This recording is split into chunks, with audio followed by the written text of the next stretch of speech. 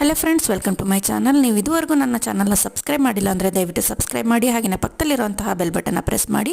ಈಗ ಸಂಪಿಗೆ ಹೂ ಸೀಸನ್ ಆಗಿರೋದ್ರಿಂದ ಸಂಪಿಗೆ ಹೂ ಮುಡಿಯೋಕ್ಕೆ ಎಲ್ಲರಿಗೂ ಇಷ್ಟ. ಬಟ್ ಇದನ್ನು ಪಿನ್ ಅಥವಾ ಹೇರ್ ಪಿನ್ನಲ್ಲಿ ಮುಡಿಯೋದಕ್ಕೆ ಸ್ವಲ್ಪ ಕಷ್ಟ. ಯಾಕಂತ ಹೇಳಿದ್ರೆ ಇದು ತೊಟ್ಟು ದಪ್ಪ ಇರುತ್ತೆ. ಹಾಗೆಯೇ ಮತ್ತು 1-2 ಹೂಗಳನ್ನ ಅಷ್ಟೇ ಮುಡಿಬೋದು. ಅದರಿಂದ ನಾವು ಒಂದು ಟಿಪ್ಸ್ ಹೇಳೋದೇನೆಂದರೆ, ನಿಮ್ಮ ಹತ್ರ ಇರೋಂತಹ ಇಯರಿಂಗ್ಸ್ನ ತೊಗೊಂಡು ನೀವು ಅದಕ್ಕೆ ಪೋಣಿಸ್ಕೊಂಡ್ರೆ ಹೂನ ನೀವು 8-10 ಹೂಗಳನ್ನ ಮುಡಿಬೋದು.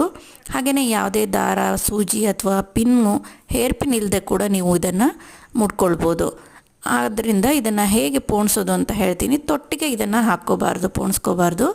ನೀವು ಹೂವಿಗೆ ಇದನ್ನು ಪ್ರೆಸ್ ಮಾಡಿಕೊಂಡು ಈ ರೀತಿಯಾಗಿ ಪೋಣಿಸ್ಕೊಂಡು ದಂಡೆ ಥರ ಮಾಡ್ಕೋಬೋದು. ನೀವು ರಿಂಗ್ ಎಷ್ಟು ದೊಡ್ಡ ತೊಗೊಳ್ತೀರಾ ಅಷ್ಟು ಹೂಗಳನ್ನ ನೀವಿಲ್ಲಿ ಪೋಣಿಸ್ತಾ ಹೋಗ್ಬೋದು.